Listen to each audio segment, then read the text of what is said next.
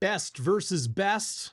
Might have to settle for a little bit less. Welcome inside Winnipeg's pregame show. It's game day Winnipeg ahead of Bombers and Argos. Lots of questions to dive into ahead of this one. A Grey Cup rematch, a Grey Cup preview. Chris Walby, good to see you. How's your bye week been? It's been a little while since we've chatted. It was wonderful. It was wonderful to get away from all this for a little while. I'm just like a player. Get away from it, unwind, enjoy the family, enjoy the lake. But now I'm glad to be back, although a little disappointed. And you might ask me why, and I'll tell you why. And that was I was hoping to see the number one TO team. I wanted to see some of the guys that were going to be playing, the guys they're making all the hype about. And, three of the four players are sitting. In Winton McManus, Sean Oakman, who's just a freak at 6'9" at tackle, and Jamal Parker. Not Jamal Parker. Jamal Peters. Who's, these are three of the stars. And so to me, but you don't want the Bombers to fall into that too. That's the trap right there. Now you're talking about trap game right there. You're thinking, well, three of these guys. I wasn't talking about trap game. If I'm an offensive lineman, I'm playing inside. I'm probably happy I don't have to see Oakman all the time. The guy's a freak right now, but yeah. Still 12-1 versus 10-4 at home, solo crowd. It's supposed to be nice, a little bit of rain today, but nothing tomorrow. So good day to get out there and cheer on the blue. Third straight sellout at IG Field for the Winnipeg Blue Bombers Friday night. As you see on your screen, Argos are 12-1, Bombers are 10-4. And if there was one division in the Canadian Football League, it would be, you could say, for first place. Knowing that, of course, the Argos have just one loss and the Bombers have four. But this is their only meeting of the season. It's the only chance we're going to have during the regular season to see a Grey Cup rematch. And it will be Cameron Dukes starting at quarterback, not Chad Kelly. We talked about it on Bonfire midweek when Schnitzy joined me a little bit earlier, Chris. For those out there that didn't check it out or haven't had a chance to yet, great conversation as Kyrie Wilson joined us live. So go check that out on the YouTube page, Facebook, Twitter, your podcast app, everywhere all that good stuff is.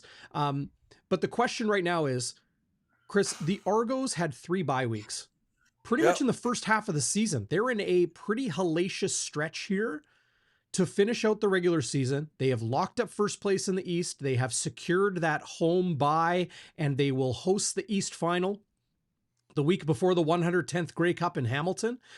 And with that comes luxury, right? You get an opportunity to rest. You get an opportunity to kind of manage your schedule how you want.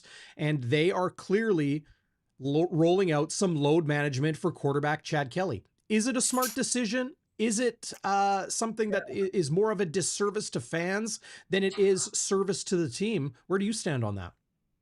Well, I don't think he's not going to play. I think he's going to play some snaps. He might get a quarter. The biggest thing, you don't want to have a guy get rust. We talk about, and I read a lot of the comments about people saying, you take too many days off and you got to get back into the groove. You got to get back into the flow. And sometimes it doesn't work that way. I think that Dinwiddie, the head coach of the Argos, is going to put Chad in there. It may only be for a couple series, but I guarantee he'll be touching the field every game. You need him mentally in there. So Chad Kelly, even though he's listed third on the depth chart, I can tell you right now he's going to get some playing time. I believe Ryan Scott, the backup, will get a quarter. But I get it. They're trying. They want to win too, right? I mean, you don't want to start like a 12-1. This is the best record they've had for a long time. I think in the 50s, since the 50s. So to me, I know what the fans, from a fan's perspective, I just mentioned it. I wanted to see the stars. I wanted to see this guy, Chad Kelly, the nephew of, the famous NFL Buffalo quarterback, Jim Kelly. But then again, I also understand the dynamic of not playing him as much as they need him. Now, the other guys, hey, did you saw McManus, 2 interceptions last game? He's against Hamilton, one for a touchdown. I've already talked about the 6'9" monster in Oak Tree, we should call him. Yeah. But these guys can get some time off. It's not as imperative as the quarterback. The quarterback is the key. You know that. He's the straw that stirs the drink. He's the guy that drives the offense. From what I hear from Cameron Dukes, he said, he's had a great week with him. Chad Kelly's been in his ear all the time. And when you listen to the kid, the guy says, I'm not from a big school. I won an NAIA championship. He played in Vegas in the indoor league. First start for a while, but having said that, I love his attitude. When I listened to his interview, he was talking about, hey, my job is just to get the ball in the hands of the playmakers. I can't sit back there. I can't sit back there and pretend I'm going to go through 3-4 reads. It's got to be instantaneous. I got to get in there, go where I got to go with it, make sure I get the ball there correctly. And Dinwiddie said the same thing. The head coach said, you know what? Play within your capabilities. Don't force anything. But that's any quarterback. And don't, try and control the errors. That's the big thing. As you well know, DB, a game can come down to a handful of plays. So I still think this is a great defense. The Argos have got a very good team. Listen, they're missing some key players. I understand that. But having said that, it's an opportunity to take a look at some of the guys that maybe not be in a starting rotation who might just show up and, put some shine on their resume. So we'll see what happens. Yeah. I mean, with 4 game weeks remaining for the Argos after this game in Winnipeg on Friday. Yeah. I think this is the perfect time, absolutely ideal time to institute some rest and try some different guys at different spots. That's a luxury. Yeah. It's a luxury that the Toronto Argonauts have. And I feel for the fans. I feel for the sold out crowd at IG Field. I feel for everybody who's going to be watching, who wanted to see the East Division MOP frontrunner, Chad Kelly, against the West Division MOP frontrunner, I would say, in Zach Collaros. See AJ Ouellette, the tailback that he is, against Brady Oliveira, the league's leading rusher. Maybe MOP candidates in their own rights. To see these two teams play a meaningful game for the first time since the 109th Grey Cup, where it was a 2-point Toronto Argonauts win with Chad Kelly running things, late in the fourth quarter to lift them to victory.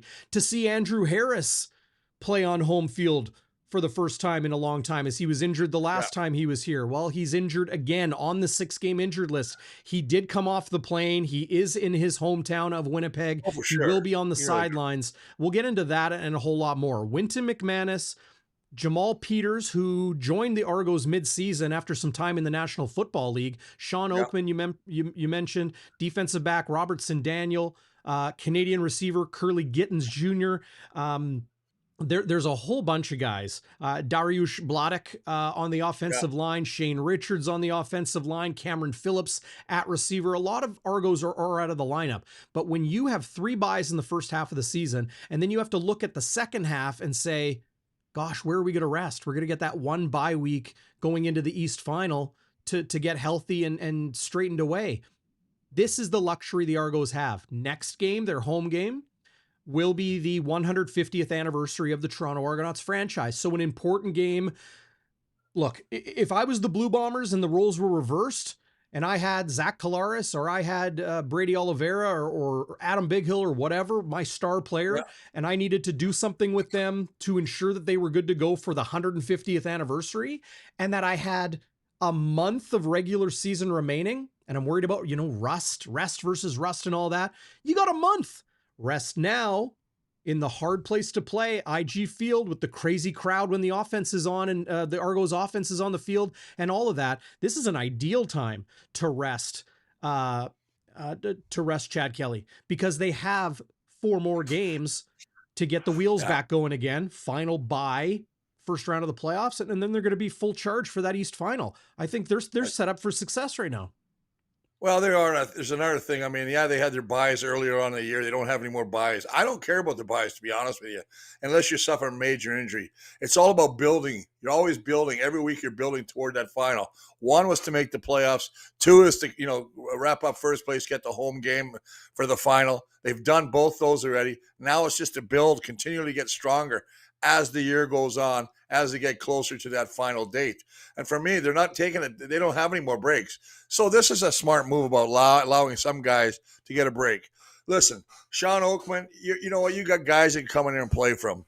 You got Hendricks in there. You got Brinkman. They got guys in the middle. They're dressing 4 defensive tackles, the Argos. So they can get away with that. Winton McManus, he's obviously a stud.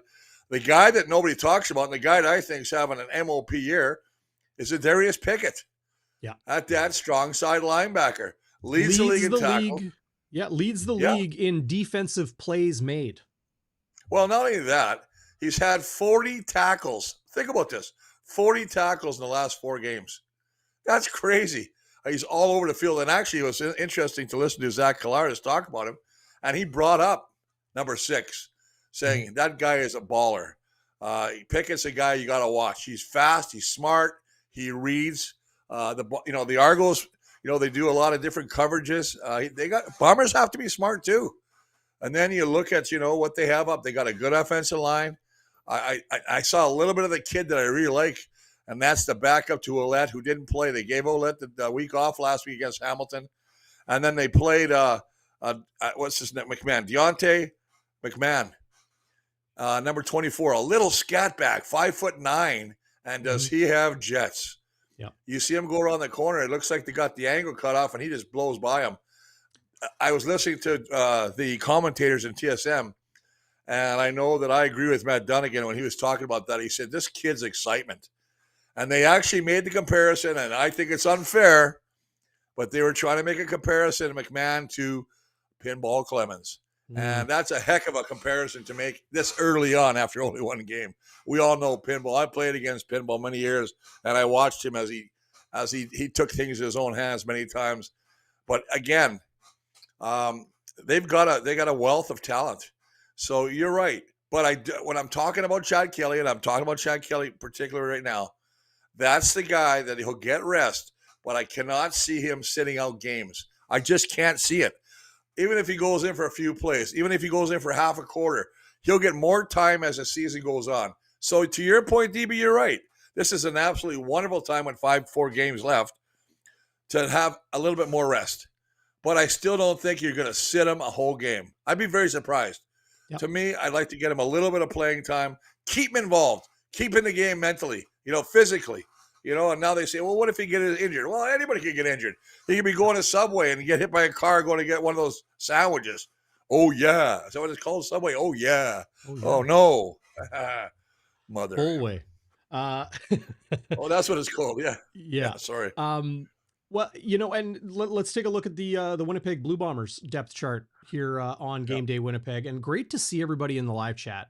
Jets Girl, Granny Bomber fan, Waiters, T-Cone Polly, what's going on, Pyro, all the fire starters getting things fired up. David Zirk, we got viewers in Bangkok, Thailand. Who knows what hour it is there, but they're tuning in live as that's how we like it here on the show. The Bombers do have a couple changes, but I would say good news more than bad news. Teadric Hansen will make his 2023 debut.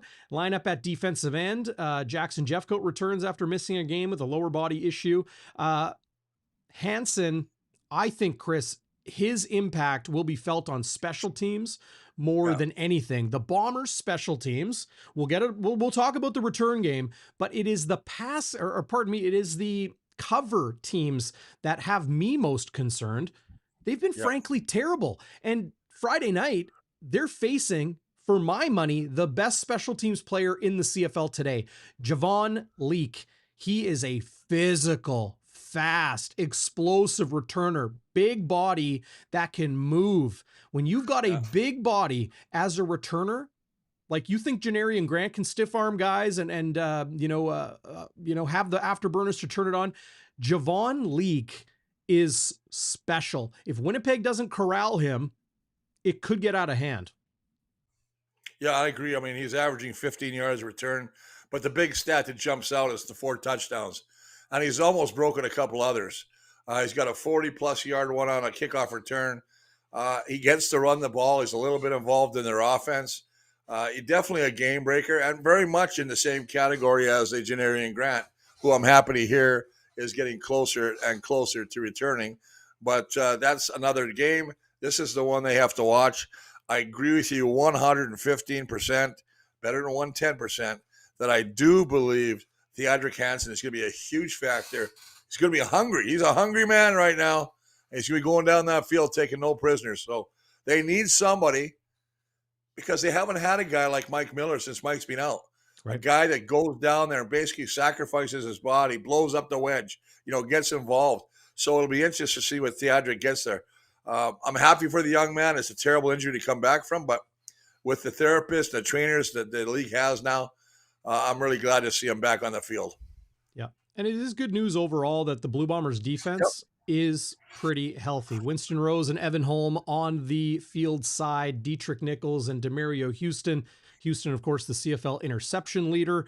On the strong side, BA, Brandon Alexander at free safety. Big Hill, Wilson, and Cramdy have been your starting 3 linebackers all season long. Really, well, I should say maybe for the last month and a half as Cramdy stepped in for why am I blanking?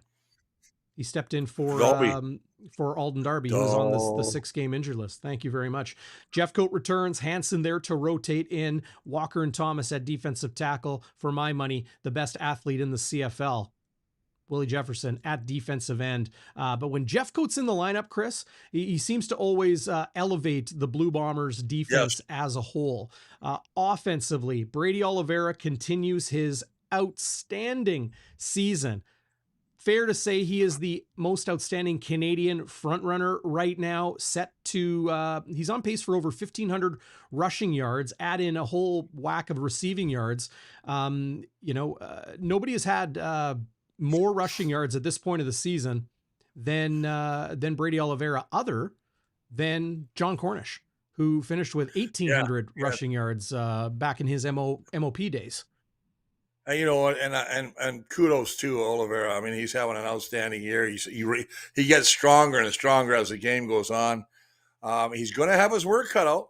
The Argos are number 1 against the run, only averaging 71 yards. So the Bombers are going to have to stick to the game plan. You cannot just get stuffed a couple of times and go away from what gets you there. So I expect them to stay and try and run. It's interesting when I looked at the Bombers and I looked at what they like to do. And of course, we are the number 1 rush team. And then you got a number 1 defense against the rush in Toronto. Then we're number 1 pass, the Bombers are. And that just kind of shook me up. I looked at the Argos, number 8, allowing a lot of big plays, over 300 yards passing against, which is really surprising to me considering the pressure these guys were getting on the opposing quarterback. So I guess if there's a light at the end of the tunnel, it's that the Bombers have a great opportunity maybe to take it down the field and see if, guys like Dalton Schoen can extend on his all-star year again. And Kenny Lawler, who just gets strong all the time. You don't hear about him for 4 quarters, and all of a sudden he's in the end zone a couple of times. So they just got so much talent. But we also want to talk about another kid that I think is he's 69 yards away from 1,000. And had it not been for Oliveira, I think that Nick Dembski would be your outstanding Canadian. It's a tough choice. I mean, both of those guys are outstanding, same high school. I read the article. It's great. But to have a 1,000-yard receiver and a 1,000-yard rusher from the same high school, it's never been done before. So to me, that's quite a bit of history, brother. Yeah, Oak Park Raiders just seem to produce the talent top to bottom. There's been a whole bunch of Bombers through the years that have played for Oak Park. Maybe most notably Andrew Harris, who will be on the sidelines. Chris, do you think a lot of fans have been talking about Harris being at the game for and on the sidelines? As we so often see, the Winnipeg Jets do it, the Winnipeg Blue Bombers do it. Yeah. Will they honor Andrew Harris on the Jumbotron? I believe so. Yeah. I believe 100%. They know it's a swan song. He's on the 6th game. I know he's fighting to get back to the playoffs. Yep. But I guarantee it, they know he's going to go. He's going to be a head coach in Victoria for the junior football team out next year. This is a swan song. He's going to go out there. The Bombers have such classy fans, such great fans. I guarantee I'll be very surprised if he doesn't get a standing O. I will be very surprised if he doesn't, because I think that he's brought so much to this team as a player, as a citizen of the from Winnipeg. So I'd be the first one standing and giving an ovation if it was me there. Yeah, he was instrumental with understatement, instrumental in ending the 29-year Grey Cup drought. Hometown boy playing for his hometown team and back-to-back Grey Cup championships. Before entering his first of 2 years with the Toronto Argonauts. He will retire at the end of this year. He's made that clear. There's a documentary currently being made called Relentless, and going through his career and all that, still being filmed, obviously, because the story is not complete yet. But Harris on the 6-game injured list, AJ Ouellette, who is, I would say, a freak. As dangerous as anybody in the CFL right now. If you like running backs, and he reminds me of the old Johnny Riggins from the Washington Redskins. Yeah. Listen, I'm telling you, he just runs hard, knocks people over. I'm really a big fan of him. I saw him. He's in wrestling. He was in a wrestling ring. That's he right. won a match. I just love the guy's attitude. Those are the kind of guys I wish were my teammates. If I had to play with a guy, I'd say I'd love him. I don't know if he drinks beer, but I'm pretty sure I can get him too. That's another plus for him. But did you see him? Did you see him squatting like 630 pounds on a game week? Yeah. He's putting his body through that 3 days before playing a game. It was last week. It wasn't this week, but think about it. Well, but he also knew he wasn't going to play. They gave him a bye. Right. Like they didn't dress him last week, so he could just sit in the sidelines this long. Right. I love his, that thing when they were in the hammer and he brought out Thor's hammer and he scored a touchdown and he smacked the ground and everybody around him flew off and fell down. One of the greatest improvisations I've seen. I just love that. It was a great touchdown dance.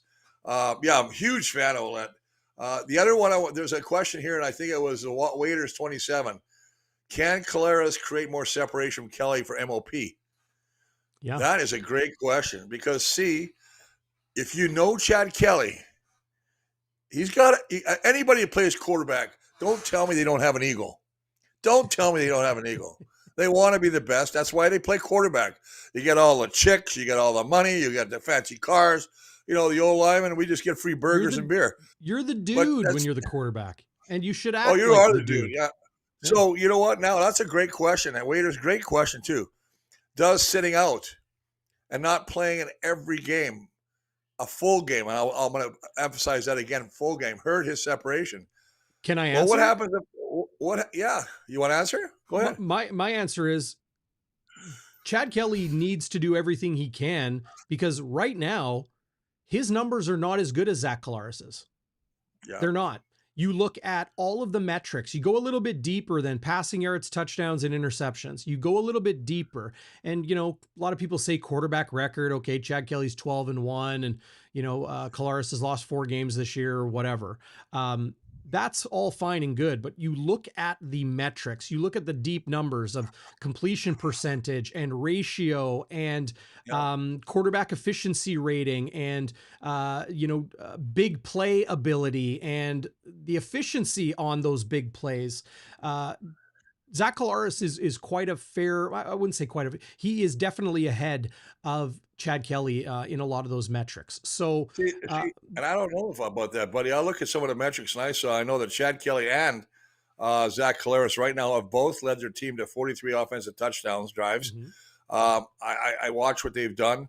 I think that had we not have this little bit of a slump, and I call it a slump where, basically Zach has thrown interceptions in, I think, 6 of his last 7 games. Well, the Bombers have lost 2 of their last 3 games. Yeah, but that's not all one a quarterback. See, again, that's what we talk about, right? The quarterback is the hero. He's also the zero, right? And listen, I love Zach, and I hope he does win a 3 in a row. It'd be great for him. But there's going to be a lot of, what it's like out there. You got the Ontario vote, brother. And I tell you, a lot of that becomes, we don't want to see a guy win too much. That's what it becomes, right? I'll be honest with you. It just doesn't go like that. I remember when I was up for O-line for outstanding, and I was there, I think it was my 4th time. And I was nominated, 9. And then Jack Mattson, God rest his soul, he just said, "Oh, look who's back." And it was not even a compliment. I didn't take it as a comment. It was like, "Oh, by default." It's just like, what the hell? So, sometimes things happen where you wonder if they might just say, "Hey, let's give somebody else, a chance." That should never happen. It should always be on the year at hand and what he's done. And I agree with you. Zach's having an outstanding year. The Bombers are anywhere if they don't have him. Drew Brown is going to be a good quarterback, but Zach is the guy right now. Yep. And it's interesting. A lot of people out in BC are thinking Vernon Adams Jr. should be in that. Well, that's another reason. Okay, so what happens there? Now look at that. So BC plays who? Saskatchewan? I think they play Saskatchewan. I'm pretty sure. I'm not sure who they play. I'm pretty sure it's Saskatchewan. I'll pull it up here. Yep. Take a look. Yeah, let's take a look at who they play here, bud. Oh, you're really waiting for me. Toronto at Winnipeg, Yeah, Sask at BC, Montreal at okay. Ottawa, and Calgary at Hamilton this week. So BC should beat Saskatchewan. I mean, Saskatchewan is having a real bunch of difficulties right now. The Bombers, if they beat Toronto, and I believe they will, because we got the home crowd, I think we just have an advantage with some of their key players out. That makes them both 11-4, which means the next game in BC becomes even more critical, where it is basically whoever wins that game wins the series 2 games out of 3. So it's going to be really interesting. If they win that one, now do you rest Zach? We're on the same conversation about Zach now going into the playoffs. You know what I mean? October 6th, So, Bombers at Lions. BC. And presumably these teams will be at 11-4. We don't know that for sure. Did you notice the line of this game, Chris? For Bombers Argos on Friday moved like crazy when Matthew Shinetti at TSN put out those reports that it was Cameron Dukes running the first team offense. Went from 3.5 to 7.5 in a matter of hours. Sure. The smartest people on the planet threw a stack down before that line moved. But I think it just speaks to experience. Toronto's approach, right? It's going to be Toronto's approach. Well, and somebody has a great comment here, and they were talking about, I think it was Granny Bomber fan. Great point. A quarterback that's new and a rookie, you make sure that you have your running game going. And that is a great comment by Granny, because I tell you right now, they need to stop AJ. You got what I call thunder and lightning. In thunder, in AJ Ouellette, and I swear to God, I'm a big fan. I only seen this kid once, but Deontay McMahon is lightning. He's just shifty like a little water bug. Bang, he's gone. Yeah. So, I mean, we have really got our work cut out. We have to stop the run on defense. So that's a huge thing for our defense. Yeah, no doubt. No doubt. The Bombers return game. Janarian Grant running during Bombers practice, but on his own, on the side, in kind of more casual gear. I don't know if he's wearing cleats or not, but no football equipment. To me, Chris, as much as the Bombers need him back, I think the strategy, whatever the injury may be, like here's the thing. It's like, is it a 6 week, an 8 week? Like, how long has it been? He's on his second stint on the 6-game injured list. You have him when he's ready. There is no reason to rush him back. If he returns this year, pardon the pun, if he returns, he needs to be healthy for the biggest game of the year. And while Winnipeg needs a win in BC, have a bye, then they host the Elks and then go to Calgary. I think those are both winnable games. The Lions, have some work to do the rest of the regular season as well.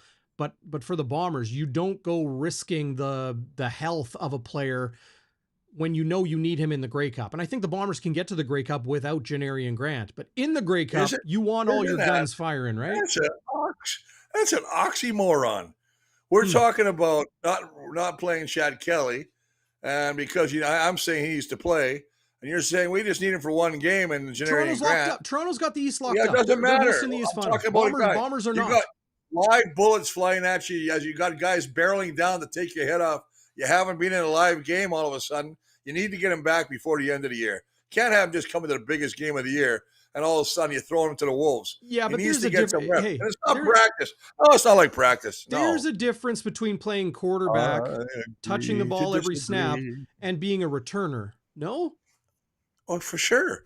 And I would even think more so, you want to make sure that you're really comfortable. When a returner gets confident, it's balls to the wall. He sees a little crack and bam, he's gone. If he hasn't been out for a long time, maybe he's got that genetic where he just says, I'm right back. I'm where I should be. Mm-hmm. And I could be 100% wrong. But I also believe just the fact that you can't, I think you need to get him a little bit more time. And I mean, we got games yet. I'm just saying, I don't think I'd want him just to come back for the last game of the year. I'd like him to play a game before the biggest game of the year. That's what I'm saying. Sure. And we can agree to disagree. And that's what we'll do. And I'm marking it right down. My win. Okay. Mm-hmm. Give myself a check mark there. Okay. Chris, you got a nice haircut. Nice haircut, brother. You like that haircut, eh? Yeah. Shout out to Scott and the team at Saint on Waterfront. They cut Brady Oliveira's hair. Andrew Harris, Carl Schmitz, Oh, the so you're practice roster punter. So you're hanging with the Bermudian. big wigs now, eh? Oh yeah. You're hanging with the big wigs. Yeah. Did you notice the chair you were at? Hey, did you notice the chair you were at that had the white cane hanging on it? I don't know and what the that CNI means. dog by the chair. I don't know what that means. His chair actually is. This is what's cool at Saint. Scott's chair is like a 1955 dentist's chair. Oh, that's cool. Yeah, they're worth a lot of money, though, man. Oh yeah, they're worth a lot of cash. He found a deal on Facebook Marketplace or something, but super cool spot. Go check them out. wearesaint.com. Good friends of mine over there and doing great things. We might have a little something cooking with Scott and Nikolai Ehlers with a little bit of a charity fundraiser later this year, like they did last year for cancer care. Well, maybe the beard. I could probably get it. That's the only place got hair now. Is the beard. Maybe they trim beard to get it. Like yours is looking pretty. I don't know if you'd fit in that chair. But ease up there, Johnny. I can bring you there.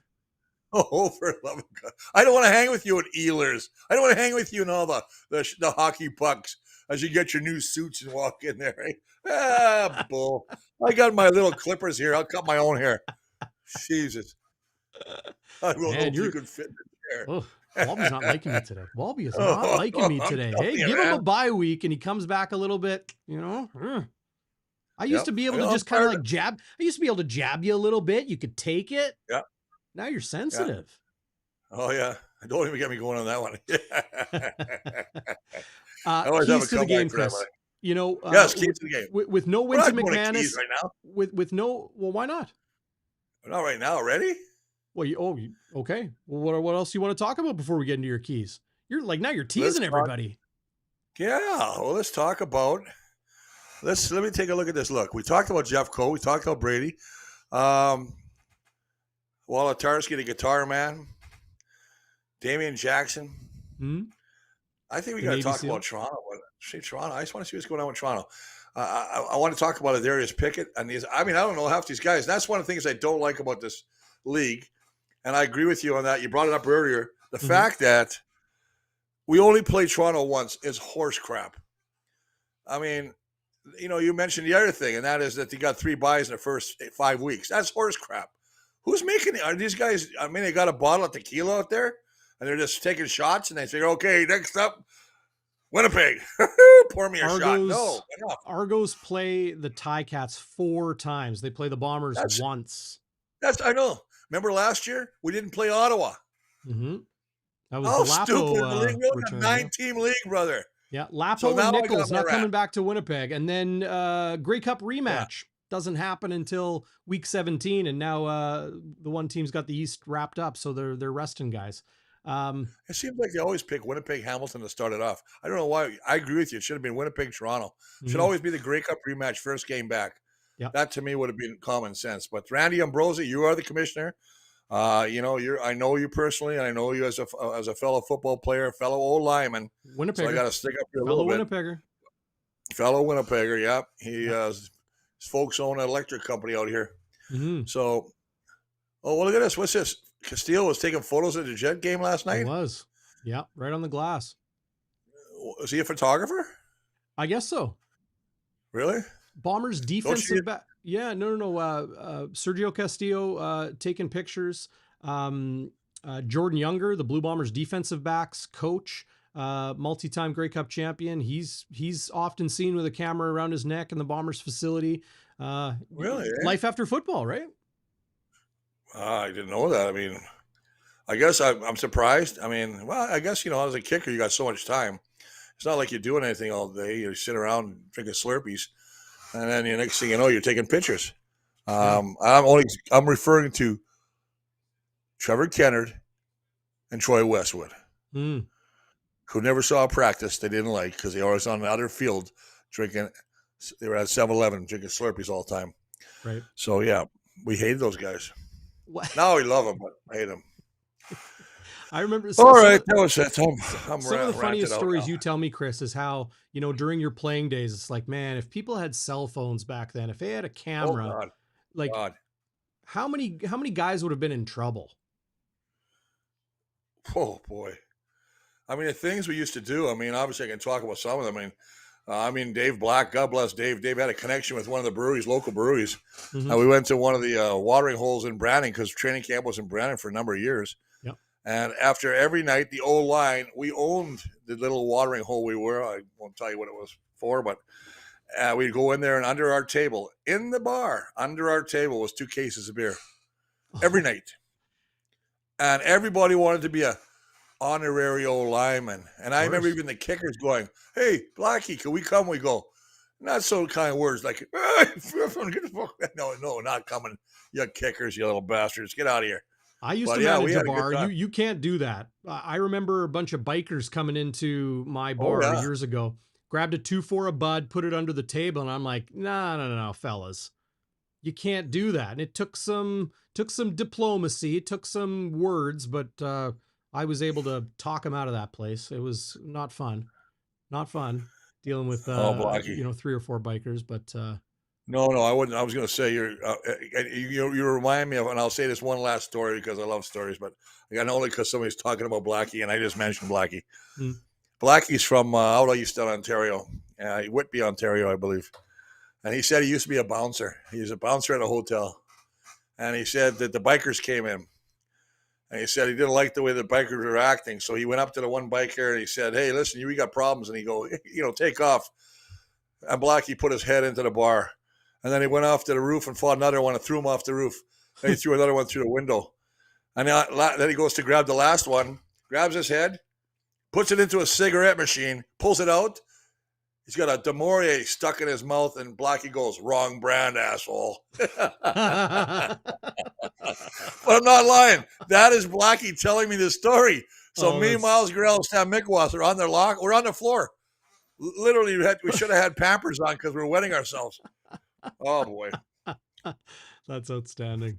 That's a beautiful thing. In those days, the Bombers, your team, was a member of the East Division. How do you feel, Chris, about the East versus the West and maybe abolishing the divisions? So a situation like this, the Argos resting guys in week 17 of a 21-week season, doesn't happen.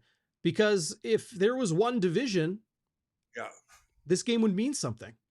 Instead of just, there's 3 teams in the East that aren't very good. Toronto's just, rolled and wrapped up first place with a month and a half to go.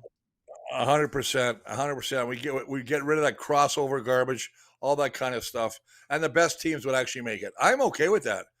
I know that the old days when I was old school thinking, I kept thinking, I like the divisions. But then again, having played in the East, I just think it should be one division. I think then Toronto will be 12-1. We're 10-4. This is a big mini-phone game for us to catch first place against the Argos if we're one division. So to me, I don't know why we're so against it. But I think it would eliminate a lot of issues, right? It helps fuel the. I don't see how the divisions help fuel rivalries. Yeah, you know what? You're still going to play Saskatchewan. You're still going to be rivalry against the Western, your prairie provinces. I mean, Ontario, you're still going to have, the Argos and the Ticats. Maybe you're going to get a team in Quebec City. Then you know what I mean. Well, I think could probably host a team. Then you got a rivalry naturally built into Montreal or Quebec, but. I'm actually a big proponent. I think they should go to one division now. I think it would make it more interesting, and it would eliminate these situations like we have right now, where a team is 5 games left and they basically wrapped it up, and they have one more game that really means anything. Yeah. That's the final. And isn't that a shame when you go all the way down there and you get to the final and you lose? And I've been in many of those where we went to the final and lose. So let's not get away with that. But okay. Yeah. Anyway, that's all right, man. I'm done. Walby for CFL commissioner. Do you want that $1 million paycheck? Jeez, no. I don't want the headache. But I'll tell you what, I'm opinionated, as you know. And I think that, a guy like you who's got the ears and voting power of a lot of your media friends, you should be running up there and saying, "Hey, let's get this changed. Let's bring it to the table anyway."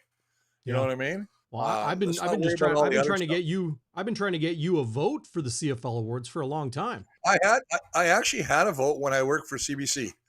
That those 10 years that I did the Grey Cup, I actually had a vote, and I loved it.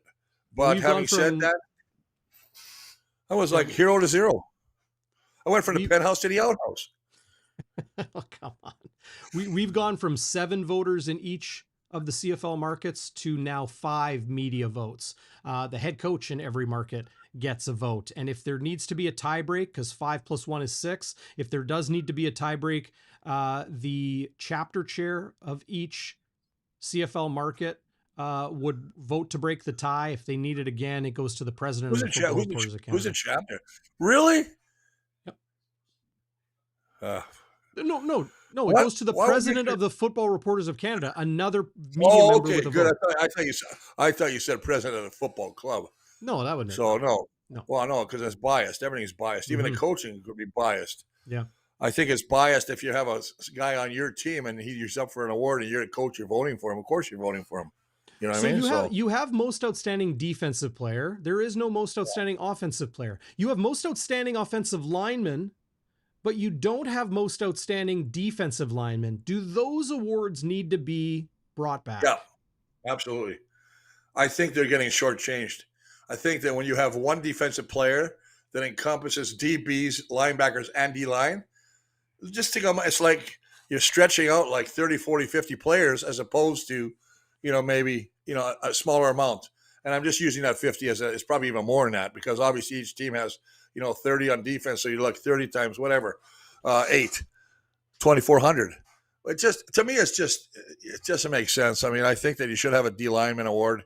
I think it would go a long way to bring a credibility to what those guys in the dirty and the gritty guys get. These guys get their hands dirty. They get their helmets. We're not worried about them having concussions. No wonder all the O-line and D linemen are all they are having. Come on. We're all getting messed up. Worried about those guys too. They don't give a dang about them. I would say they give a dang as much to them as anybody else. Well, then, okay. But not to disagree with your point. Not to disagree with your point. Do you know how many times we were taught to hit? I remember when I was in Montreal, and we were told to hit with our helmets, and I was a D lineman at the time. Yeah, and they made us headbutt telephone poles. Telephone poles. Right? That's how silly it was back then. Speaking of hitting with your head, this just came through the newswire right now. Calgary Stampeders linebacker Micah Ouellette received a maximum fine for a high hit on Alouettes receiver Cole Speaker in Week 16. People were wondering if that was going to happen. Micah Ouellette, I think it's 3 or 4 times now he has had a pretty egregious helmet hit, spearing situation. So hard. Well, yeah, after things, I've seen it. I mean, it's an emotional game, and sometimes emotions take over. But I mean, you have to be under control, and that's the hardest thing when you're gladiators out there. You really are gladiators. You don't want to get your butt kicked down. You want to kick somebody else's butt. And when these guys are going down, and especially these running backs, they say, "Stay low to the ground. Stay low to the ground." Next thing you know, you're trying to get down. Well, it's kind of obvious you're going to hit helmet to helmet. Very hard to get a wrap around a guy's knees if he's, a foot off the ground. So, yeah, anyway, that's enough of my rant on that. And most outstanding offensive player, like MOP, outside of Solomon Elamimian, shattering the CFL single season tackle record and winning MOP. Outside of that, it's always been an offensive player. It's always been a running back or a quarterback, generally a quarterback, winning CFL MOP. Would most outstanding offensive player go to a running back or a receiver be something that, like say you could almost exclude the MOP candidate?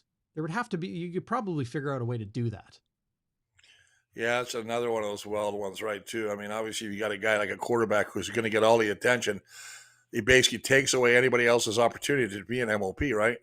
So, yeah, it's tough. It's tough. I wish I had all the answers. I mean, I got opinions, and a lot of them don't mean anything, but... well, you'll never be commish if you don't have all the answers, because every commish needs to have all the answers to every question. Oh, you're like Trudeau. Well, don't get started here. Don't get started. I know. I'm getting angry right now. Hey, we toe the line, we toe the edge a little bit, but let's not maybe go down that path. Okay. Yeah. All right. How about keys to the game now? Have we? We're walking into dangerous territory here. You ready for the keys? Let's do the keys, baby. All right, fire it up. Offensively, and I know you're going to get these because offensive key is get out of the gate early. And my number one thing, you need first down yardage, good production on first down. You don't want to be second, especially with this Argo defense. They're really going to bring the pressure on you. Pickett, Jones, Williams, the linebackers, they're all over the place. And I really stress that you have to be able to establish a run game against a very, very tough rush defense of the Argos. Defense, I think you got to stop Thunder and Lightning. I gave him the nickname. I hate doing that because a lot of guys have used that moniker. But Ouellette and McMahon, AJ Ouellette will just run around you. He don't want to run, he just wants to run through you, excuse me. And I think you got to make this young kid who's getting his first start. He played for Vegas in the indoor league, which is not like even a real football field. You got to keep him in the pocket because he's going to try and extend. Most rookie quarterbacks, as soon as they get a little, frightened, they take off. Keep him in the pocket and make him beat you with the pass, which we'll see he can do. Special teams, we talked about this right in the opening. You hit it all right in the head, buddy. JL, Javon Leake is a freak. And this guy, I like that. Javon Leake is a freak. Yeah, he's a freak. Anyway, he's going to run the ball. So I think returning the ball, 4 touchdowns. Theodric Hansen, that's your buddy. You better get that, man. I want to see Theodric. Number 3 on, what's his nice? What is Theodric's number? Yeah, that's number 3. Yeah, Theodric Hansen. On number 32. T3. Right on. Yeah, take your T3s if you're going to take a hit from Theodric Hansen. How about this, Chris? The Argonauts lead the CFL in games without allowing a sack this season. 7 of their 13 games, they have not allowed a sack. They have allowed 2 sacks in their past 6 games combined. Yeah. Jackson Jeffcoat returns to the Bombers lineup just in time. Yeah, they need to get pressure. There's no doubt about it. I've watched the games. I watched Hamilton get pressure. I think that Chad Kelly is very evasive. He's got some escapability. He's extending plays. He's making plays. He likes to run with the football. I expect Cameron Dukes to do that a little bit more, but I want to see a guy come out of the show. Ooh. The guy that I need to see come back, buddy, and I know they're starting to dog him a little bit, which drives me nuts, but a big stat, Willie Jefferson, no sacks last 7 games. 1 pass knocked down last 5 games. Willie, come on, buddy. You're there, brother. Could teams be scheming against him? Oh, they're definitely scheming him. That's why it's nice to have Jeffcoat back. But absolutely, they're bumping him. They're putting a fullback on him. They're bringing down a slot back, chipping him. Anything they can do to keep number 5 out of the backfield, they're trying to do. I noticed that the Bombers might do a little bit more of this, and that is put Jefferson in the middle where he can't. So, they'll put him in the tackle position, line him up over the guard, see if they can get more one-on-one. I expect to see a little bit more of that tomorrow night as well. Yeah, well said. So great to see everybody who joined us after Winnipeg Sports Talk. I just pulled up that comment and away it went. But Phyllis, she knows how it's done. Riding through to Bonfire Sports following Winnipeg Sports Talk. You support us by supporting all of the sponsors that we have. Be sure to thumbs up and subscribe. Leave a comment either in the live chat or down below the video. If you're listening on the podcast, you can leave a review in your podcast app. Maybe most importantly, tell a friend. We got Winnipeg Jets hockey coverage coming here to Bonfire Sports like imminently. Okay, we're going to do things a little bit different. It's going to be something maybe, not exactly that you've seen before in Winnipeg in these digital media channels, but, so much great content and great people doing things. The Illegal Curve boys have been doing it for so long, all the way back to my college days at Red River College, me and Ezra chopping it up. Kenny and Rennie, outstanding post-game coverage and all the other stuff that they do. Hustler and Remo getting it done day in and day out on Winnipeg Sports Talk. We hope that you support them and support us here on Bonfire Sports. You excited for the hockey season, Chris? Yeah, I am. I like the Jets. I like the way they play. I like the team they're having right now. I watched a bit of the game on TV the other day. It's such a long season. So it's one of those things where when you're growing up in a football atmosphere, there's only so many games. Where in hockey, like they play 70 games or something like that. So if you miss one, you're kind of like, well, I'll get the next one. They play 2 or 3 times a week. But I think it's fantastic that you're hanging out with guys from the Jets, getting your haircuts with them. I think it's phenomenal. Listen, I can't even hang with those guys, but I may just come and look at that barbershop and stare through the window and just go, oh man, that could have been me. Knocking on the glass. I'll be knocking, yeah. I'll get you set up I'm there, just Chris. kidding. No, I'm just kidding. I'll get you set up. All right, buddy. Great seeing you. Enjoy the game. And I'll just remind everybody, Game Day After Dark. It is the place to be after the Bombers game, live on YouTube, Facebook, Twitter, on your podcast app afterwards. Join me and Schnitzy after Bombers and Argos. And you and I, Chris, we'll tee up a game that's probably just as big, if not bigger than this, in a battle for the West Division next week, Thursday, 3 o'clock. We'll do it again. All right, brother. We'll talk to you later. Enjoy the weekend, boys. It's supposed to be nice tomorrow. Go blue. Hey. Oh, I'm a handsome mother. Woo, boy. Bye-bye.